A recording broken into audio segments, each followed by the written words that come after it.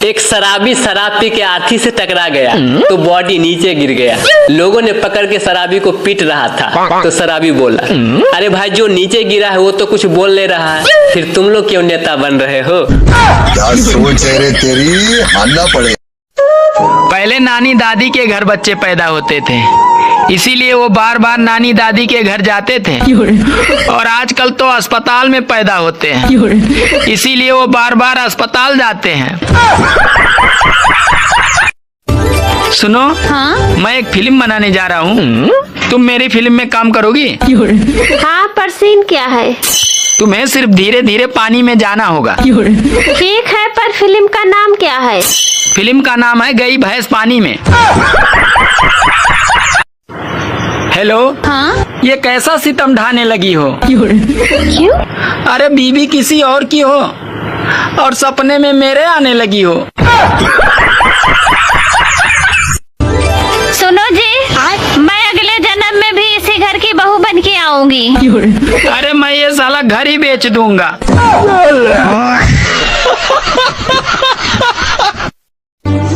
सोचा था 2 शादियां करूंगा, एक पीटेगी तो दूसरी बचाएगी। रात को सपना देखा, साली एक ने पकड़ रखा था तो दूसरी पीट रही थी। तुम्हारे दिमाग में ना गोबर भरा हुआ है। हाँ तो इतनी देर से चाट क्यों रही है? सुनो जी, आपको पता है मेरे गांव में सबसे पहले 24 घंटे बजने वाला रेडियो मेरे पापा ने ही लाया था। अरे पागल, अपने माँ के बारे में ऐसा नहीं बोलते।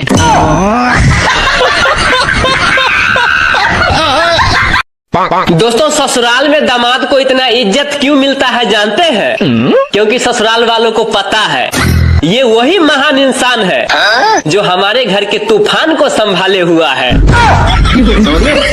एक बिहारी आदमी अमेरिका के डॉक्टर से गया इलाज कराने के लिए, तो डॉक्टर साहब पूछे क्या परेशानी है भाई?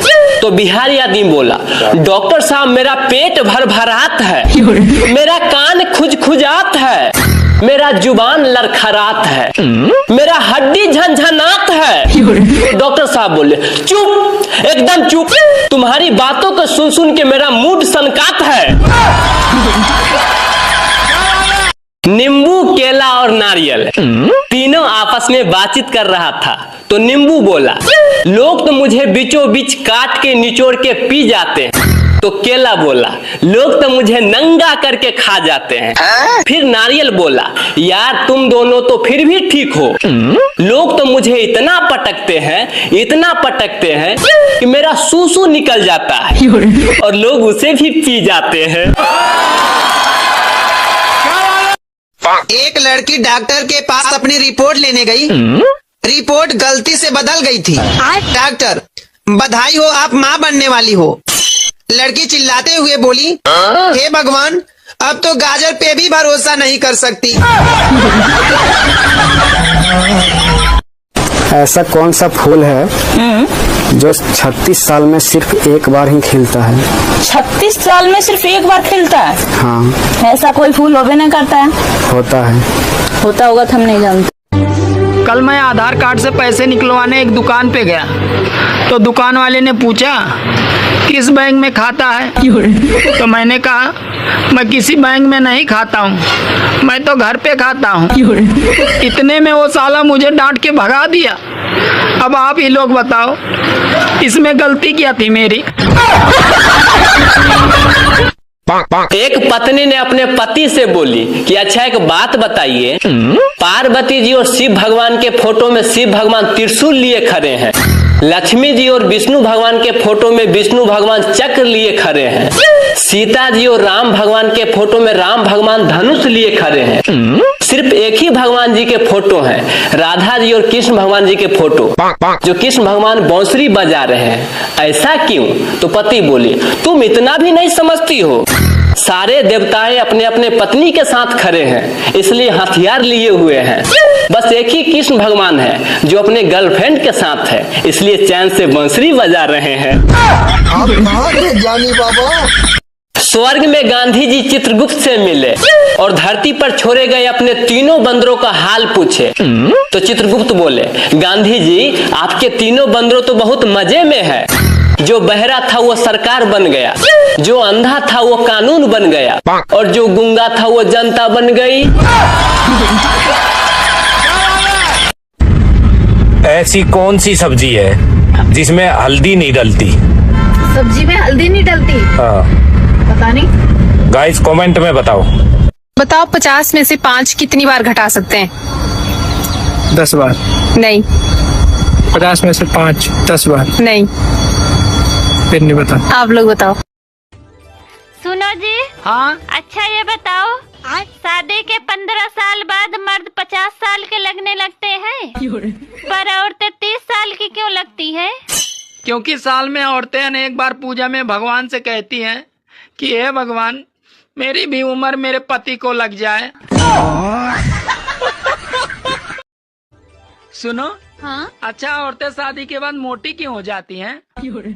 अरे मर्द भी तो शादी के बाद टकले हो जाते हैं। सुनो। हाँ। कल तुमने काम वाली बाई को लव यू बोल दिया क्या? क्यों, क्या हुआ? अरे कल तक तो मुझे मालकिन कह के बुलाती थी और आज दीदी कह के बुला रही थी। सुनो। हाँ। अच्छा ये बताओ, बीबी के पैर दबाना खिदमत है या मोहब्बत? बीबी के पैर दबाना खिदमत है या मोहब्बत? देखो, अगर बीबी खुद की हो तो खिदमत है, और अगर बीबी दूसरे की हो तो मोहब्बत है। आज रामायण देखते वक्त मेरी आंख भर आई जब दशरथ जी अपनी तीनों पत्नियों को बड़े आराम से समझा रहे थे। यहाँ एक को ही समझाना बहुत मुश्किल है। सुनो, मुझसे बहस करके तुम्हें क्या मिलता है? अरे तुमसे बहस करके मुझे वो शांति मिलती है जो काशी हरिद्वार में नहीं मिलती। जीजा जी, अगले जन्म में आप क्या बनोगे? अरे मैं तो छिपकली ही बनूंगा। पर छिपकली क्यों? क्योंकि तुम्हारी बहन छिपकली से ही डरती है। शादी तो उसी लड़की से करनी चाहिए जिसको व्हाट्सएप, फेसबुक, इंस्टाग्राम और मेकअप ये सब ना आता हो। सुनो जी, आप शादी के बाद बहुत बदल गए हो, मुझ पे ध्यान नहीं देते हो। अरे मैंने तुमसे बोला तो था कि मैं शादीशुदा औरतों पे ध्यान नहीं देता।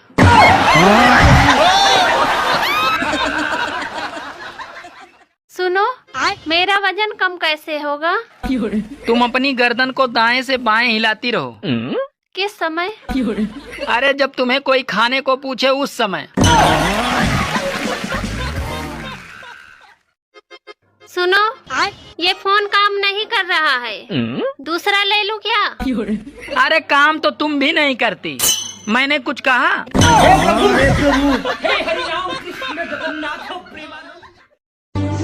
बेचारे मर्द करे तो क्या करे, जन्म लेते हैं तो बधाइयाँ माँ को मिलती हैं, शादी होती है तो तारीफ और उपहार दुल्हन को मिलते हैं, और जब मर जाते हैं तो बीमा की रकम बीबी ले जाती है। चलो भाई, 5 का 5 5 दूनी 10 आ दिल में हमारा गोलू तू बॉस। 6 का 6 6 दूनी 12 आ चप्पल से लागम तोर बुखार अभी झारे। सुना है तुम बहुत होशियार हो। हाँ होशियार तो हूँ। तो बताओ ऐसा कौन सा पहाड़ है जिसमें सिर्फ एक बार आता है? कुछ समझ न पाई। यार चाहत, एक बात बता, ये बच्चे कैसे होते हैं? बच्चे यार, एक परी आती है और बच्चे छोड़ के चली जाती है। यार वो घपाघप वाला सिस्टम खत्म हो गया क्या? गाइस, घर वालों के चक्कर में अपनी जवानी बर्बाद न करें। अरे आत्मनिर्भर बने और लव मैरिज करें। परेशान मत होना दोस्तों, जिस तरह गर्लफ्रेंड छोड़कर चली जाती है ठीक उसी तरह ये गर्मी भी एक दिन छोड़कर चली जाएगी। पहले की पत्नियों के लिए पति परमेश्वर होते थे और आज की पत्नियां पति को ही सीधे परमेश्वर के पास भेज दे रही हैं। पूरा सुनिए, मजा आएगा। मुझे तो अपनों ने लूटा, गैरों में कहाँ दम था। मेरी हड्डी वहाँ टूटी जहाँ हॉस्पिटल बंद था। मुझे जिस एम्बुलेंस में डाला उसका पेट्रोल कम था। मुझे रिक्शे में इसलिए बैठाया क्योंकि उसका किराया कम था। मुझे डॉक्टरों ने उठाया, नर्सों में कहाँ दम था। मुझे जिस बेड पे लेटाया उसके नीचे बम था। मुझे तो बम से उड़ाया, गोली में कहाँ दम था। और मुझे सड़क में दफनाया क्योंकि कब्रिस्तान में फंक्शन था। आजकल शादीशुदा मर्द का सबसे बड़ा संघर्ष सिर्फ पैसे कमाना ही नहीं है, बल्कि घरवाली के हाथों जिंदा बच जाना भी एक संघर्ष है। अरे प्रेमी बनो तो जेल जाओ और पति बनो तो जान से जाओ। इससे अच्छे तो कुंवारे ही ठीक है। अरे लव मैरिज वाले ड्रम से डर रहे हैं और अरेंज मैरिज वाले हनीमून से डर रहे हैं। मेरी मानो तो बाबा बन जाओ, क्योंकि आजकल देश में वही मजे कर रहे हैं। सुनो, चल तो रहे हो मेरे मायके, पर तुम अपना मूड ठीक रखना। वहाँ कोई लड़ाई झगड़ा नहीं करना मेरे साथ। क्यों? क्योंकि वो मेरे पापा का घर है। अच्छा, वो तेरे बाप का घर है और ये मेरे बाप का घर क्या कुरुक्षेत्र का मैदान है जो तुम रोज बिना बात के महाभारत करती हो? मजा लो। अरे जा, मुझे किसी की जरूरत नहीं है। अरे जब मैंने अपने दिल में रहने वालों के जाने का अफसोस नहीं किया तो घर से जाने वालों की परवाह क्या करूंगा।